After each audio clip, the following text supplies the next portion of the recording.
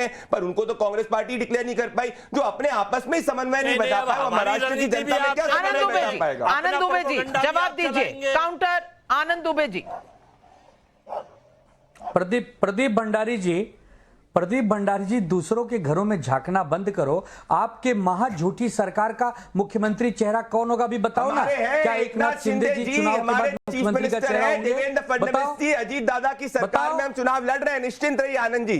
वो तो सबको पता है। आप तो चाह रहे हैं क्या वो बताइए ना, उम्मीदवार है तो दुनिया को पता है। आपने तो मेरे साथ भविष्य में क्या होगा बताइए। आप कांग्रेस से समर्थन ले लीजिए। बिल्कुल, हमारे यहाँ समन्वय है, हमारे यहाँ बता देंगे आपको। अभी तो आचार संहिता लगी है, अभी तो चुनाव प्रचार में हम आएंगे, बता देंगे इस समय पर। आप क्या तो बताइए, बोल रहा हूं कांग्रेस पार्टी, शिवसेना, राष्ट्रवादी के घर में क्या खिचड़ी पक रही है वो आपको देखने की जरूरत नहीं है। आप अपने घर में क्या पुलाव बना रहे हैं, जो ख्याली पुलाव आपके घर में बन रहा है, उस पुलाव के बारे में ध्यान दीजिए। सिर्फ 2 करोड़ लाडकी बहना योजना महिलाओं तक पहुंचाई है। कैसे मनमुटाव है, किसी को उल्टी आ रही है, कुछ नहीं आ रहा। आनंद जी, मैं चाह रहा हूं कि उद्धव जी को एंडोर्स करवा दीजिए। मैं कह रहा हूं नविका जी, आप इतनी सीनियर जर्नलिस्ट हैं, अगर आनंद दुबे जी उद्धव ठाकरे जी को नाना पटोले जी से एंडोर्स करा दे मुख्यमंत्री उम्मीदवार, मान जाऊंगा कि इनके ये लोग हमारे साथ एज में, ये अगर करवा दे 24 घंटे। ये उल्टी किसको आ रही है, ये आपको कैसे पता चला? ये डॉक्टरी कहां से शुरू हो गई?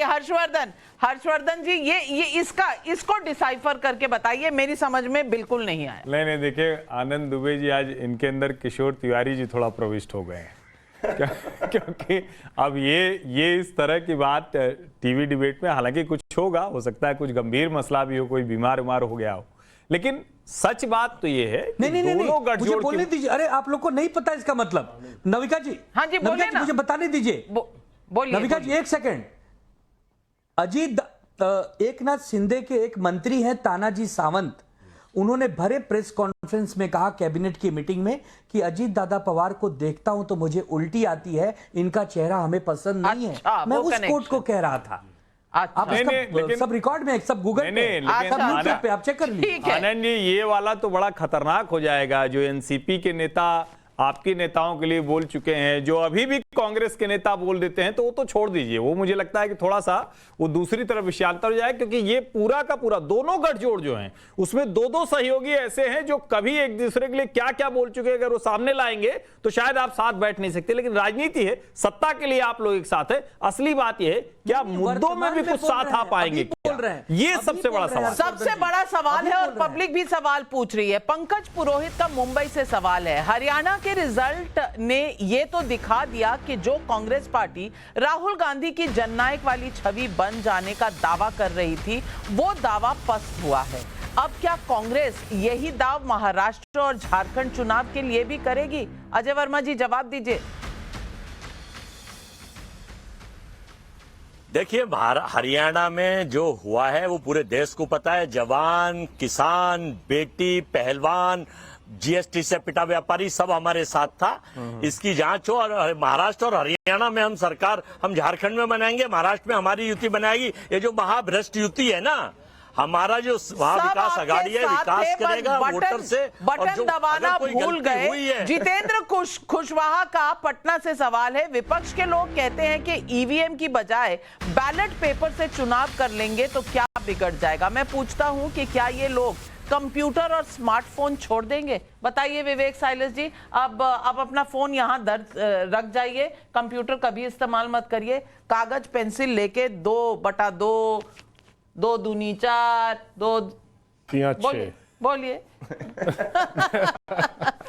देखिए, जहां तक ईवीएम की बात है तो ये सवाल पूरे देश में है नालिका जी, ये पूरे देश में सवाल है कि आखिर ईवीएम पे इतने सवाल क्यों उठ रहे हैं, और क्यों किस तरह से, अगर धांधली है नहीं है, वो चर्चा का विषय है। क्या भारतीय जनता पार्टी ने या लाल कृष्ण आडवाणी जी ने चर्चा कब खत्म करेंगे? नई चर्चा उस समय खत्म होगी जब आप जीतेंगे।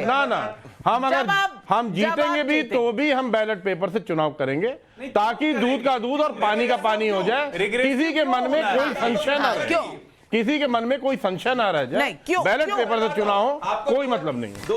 2021 का पंचायत इलेक्शन याद था किस तरीके से ये बैलेट बॉक्सेस को लेके लोग गा रहे थे पोलिंग बूथ से।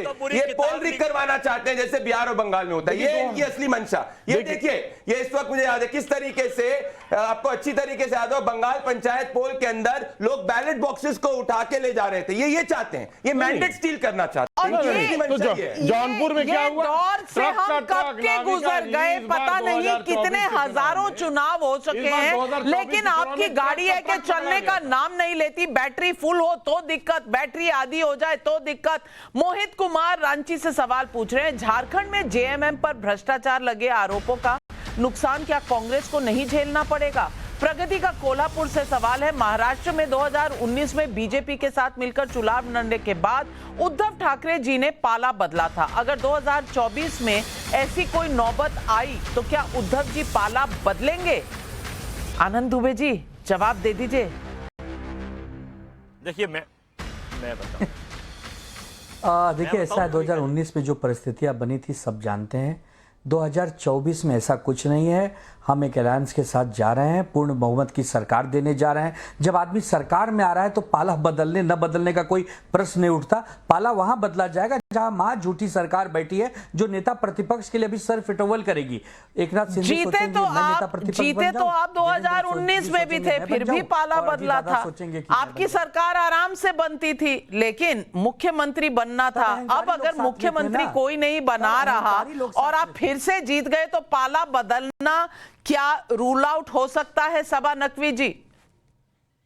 जी, मैं समझी नहीं कि पाला फिर से बदलेंगे। इतने स्प्लिट्स के बाद अब क्या गुंजाइश बाकी है? लेकिन हाँ, हमेशा हमारी राजनीति में नविका जी आप भी जानती कुछ भी हो सकता है। बिल्कुल कुछ भी हो सकता है, क्योंकि ये भारतीय राजनीति है और चुनाव का वक्त है, कुछ भी हो सकता है।